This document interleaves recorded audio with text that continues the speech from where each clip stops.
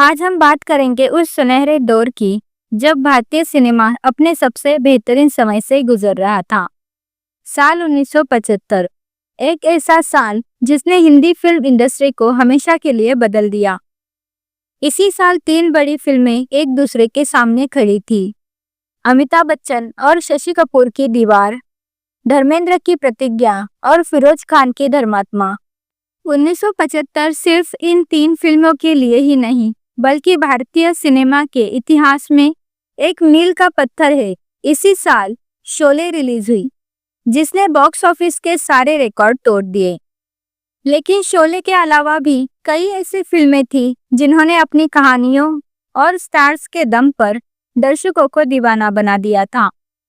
इसी साल की तीन फिल्में दीवार, प्रतिज्ञा और धर्मात्मा बॉक्स ऑफिस पर आमने सामने थी। आज हम सिर्फ उनकी कहानी नहीं बल्कि उनके बॉक्स ऑफिस की टक्कर का विश्लेषण करेंगे। जब कोई बड़ी फिल्म रिलीज होती है तो सबकी नज़र उसके पहले दिन की कमाई पर होती है। 1975 में भी कुछ ऐसा ही हुआ। दर्शकों में बस इस बात की उत्सुकता थी कि अमिताभ की दीवार और धर्मेंद्र की प्रतिज्ञा में से कौन आगे निकलेगा, और परिणाम चौंकाने वाला था। दीवार 7 लाख रुपए, प्रतिज्ञा 7 लाख रुपए, धर्मात्मा 4 लाख रुपए। जी हाँ, बॉक्स ऑफिस पर दीवार और प्रतिज्ञा ने पहले दिन 7 लाख रुपए की बराबर कमाई की। ये एक जबरदस्त टक्कर थी। वही फिरोज खान की धर्मात्मा, जिसने पहली बार भारतीय दर्शकों को अफगानिस्तान के खूबसूरत नज़ारे दिखाए, ओपनिंग डे पर 4 लाख रुपए की कमाई के साथ थोड़ा पीछे रह गई। ओपनिंग डे की बराबरी के बाद भी दीवार ने कुल कमाई में सबको पीछे क्यों छोड़ दिया?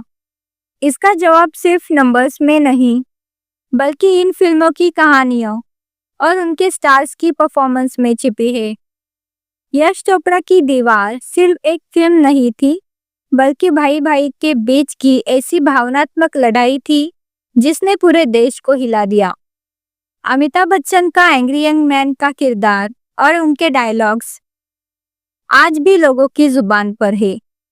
इस फिल्म की मजबूत कहानी और दमदार परफॉर्मेंस ने इसे लॉन्ग रन में बहुत ही मदद की।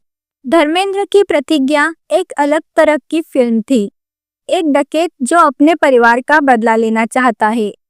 धर्मेंद्र के इस कॉमेडी और एक्शन से भरे किरदार को दर्शकों ने बहुत पसंद किया।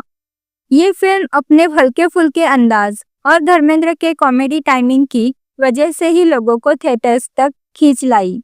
धर्मात्मा फिरोज खान की एक अलग सोच वाली फिल्म थी। ये हॉलीवुड क्लासिक द गॉडफादर से प्रेरित थी। इस फिल्म की भव्यता, अफगानिस्तान की लोकेशंस और जीनत अमान की खूबसूरती ने इसे एक नयापन दिया। ओपनिंग डे की बराबरी के बाद कुल कमाई के मामले में दीवार ने सबको चौंका दिया। आप देख सकते हैं, दीवार ने कुल कमाई में प्रतिज्ञा को 2 गुना से भी ज्यादा पीछे छोड़ दिया।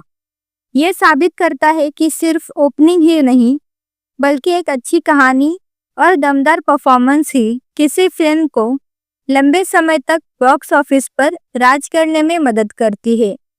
दीवार एक फिल्म से ही कहीं ज्यादा बन गई थी। वो एक सांस्कृतिक घटना थी। 1975 का ये मुकाबला हमें आज भी बहुत कुछ सिखाता है।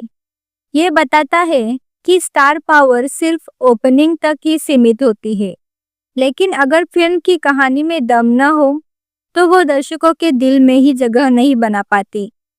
दीवार ने सिर्फ पैसे नहीं कमाए बल्कि एक युग की शुरुआत की। दोस्तों, 1975 की ये फिल्में आज भी हमारे लिए एक सबक है कि दर्शकों को सिर्फ बड़े स्टार्स ही नहीं बल्कि अच्छी कहानी भी चाहिए। तो दोस्तों, इन तीनों फिल्मों में से आपकी पसंदीदा कौन सी है? हमें कमेंट्स में ज़रूर बताइए।